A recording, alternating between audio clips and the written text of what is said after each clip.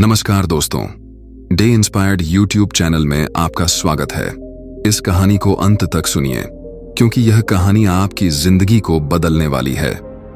एक गांव में किसान रहता था जिसका नाम मोहन था, जो हमेशा मस्त रहता था। उसके चेहरे पर कभी किसी बात की उदासी नहीं होती और न वह कभी चिंतित दिखता। एक बार गांव में भयंकर तूफान आया। गांव के लोगों की सारी फसलें खराब हो गईं। गांव के सभी लोग बहुत चिंतित हो गए। सब अपनी फसलों को देखकर मायूस हो रहे थे। तब तक सबने देखा कि वो किसान अब भी बहुत खुश था। उसे कोई चिंता नहीं थी। गांव लोगों ने मोहन से पूछा, क्या बात है मोहन, तेरी सारी फसलें खराब हो गई, तुझे अभी भी चिंता नहीं है, तू इतना खुश कैसे है? उसने कहा, इसमें उदास होने वाली क्या बात है? उसने कहा, चिंता छोड़ दो भाई, हमेशा मस्त रहना सीखो, हंसते रहना सीखो। गांव वाले बोले, इसमें भला मस्त रहने जैसा क्या है? कैसे हम मस्त रह सकते हैं? हमारे तो नुकसान हो गया, फसलें खराब हो गईं, अब हम क्या खाएंगे, अपना जीविका कैसे चलाएंगे और इसमें भला हम कैसे मस्त रहे? अब तू ही बता, क्या तुझे कभी किसी बात की चिंता नहीं होती? तू हमेशा खुश कैसे रह लेता है? उसने कहा, अरे भाई चिंता छोड़ो, मस्त रहना सीखो। उसने कहा, ठीक है, लेकिन मस्त रहने के पीछे वजह भी तो होनी चाहिए, हमें तो चिंताएं हो जाती है। उसने कहा, हर चीज की चिंता, जिम्मेदारियों को चिंता। हम बच्चे थोड़े हैं कि हमेशा खुश रहें। 15 साल के बाद उनको भी चिंताएं घेर लेती है। अब तो चिंता ही चिंता है। मेरे बच्चों को पढ़ाई की चिंता है, उनके करियर की चिंता है, उनके फ्यूचर की चिंता है। मुझे उन बच्चों की खाना पीना और बाकी सारी घरेलू चीजों की चिंता है। तो भला इंसान को कैसे खुश रहे? उसने कहा, खुश रहना एक कला है और मस्त रहना अपने आप में यह सोच है। गांव वालों ने बोला, तो क्या तुम हमें यह कला सिखा सकते हो कि हम भी हमेशा खुश और मस्त कैसे रह सकते हैं? उसने कहा, हाँ, मैं तुम्हें एक मजेदार कहानी सुनाता हूं, ध्यान से सुनो। बचपन की बात है। मैं अपने पिता के साथ एक बार जंगल के रास्ते से शहर जा रहा था क्योंकि हमें फसलों को बेचनी थी। क्योंकि उस समय मेरे पिताजी काफी परेशान रहते थे। घर में बिल्कुल भी धन नहीं बचा था। अब तो फसलों को बेचना ही आखिरी हल था। जंगल जाते जाते शाम हो गई और जंगल में काफी अंधेरा हो गया। रास्ता तो दिख नहीं रहा था। उस दिन भी ऐसे ही आंधी आई थी। तब तक हमारी बैलगाड़ी का पहिया जमीन में धंस गया और हम वहीं फंस गए। पापा ने पहिया बहुत निकालने की कोशिश करी, लेकिन वो निकला ही नहीं। अंत में थक गए, हम हार गए, हमें कोई रास्ता नहीं दिखाई दिया। अब हम भूख प्यास से परेशान होने लगे और हमें डर लगने लगा। मैंने पापा से कहा, पापा मुझे बहुत डर लग रहा है। पापा ने कहा, चिंता की कोई बात नहीं, मैं तेरे साथ हूं, तू क्यों चिंता कर रहा है? लेकिन उनके कहने से मुझे कोई असर नहीं हुआ और मैं डरने लगा क्योंकि जंगल के बहुत आवाज आ रही थी और वो जंगल बहुत ही वीरान था। पापा ने कहा, डरते नहीं है?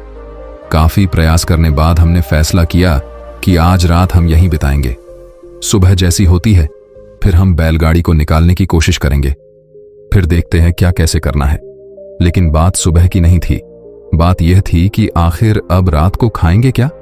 क्योंकि हमारे पास जितना भोजन था हमने रास्ते में खत्म कर दिया था।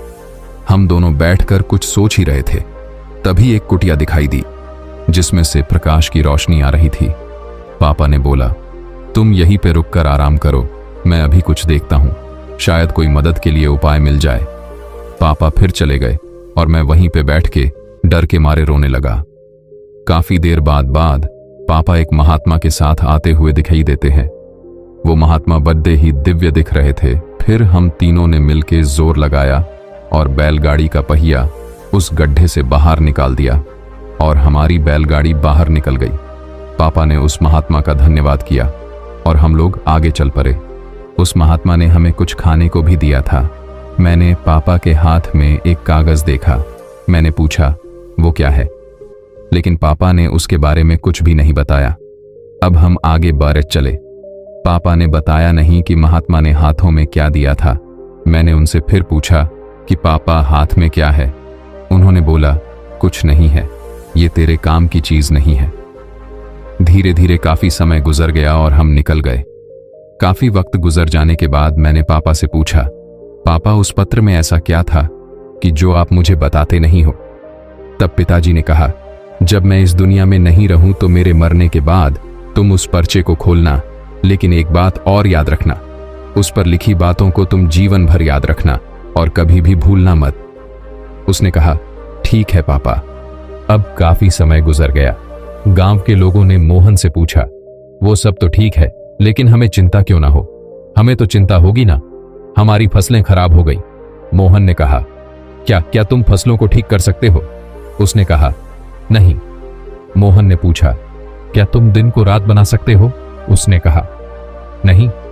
उसने पूछा, क्या तुम हवाओं को रोक सकते हो? उन्होंने कहा, नहीं।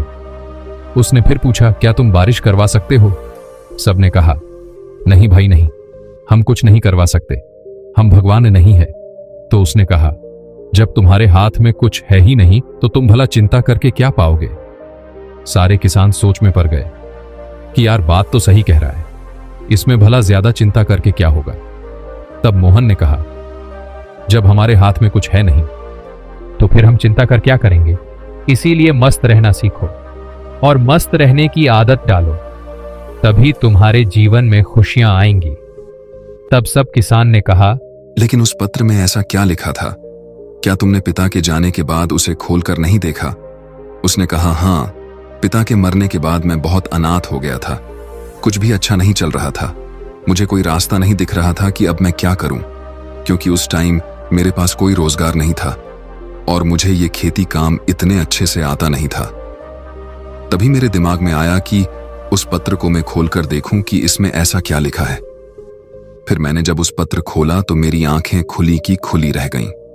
सबने पूछा, ऐसा क्या था उस पर्चे में, हमें भी बताओ।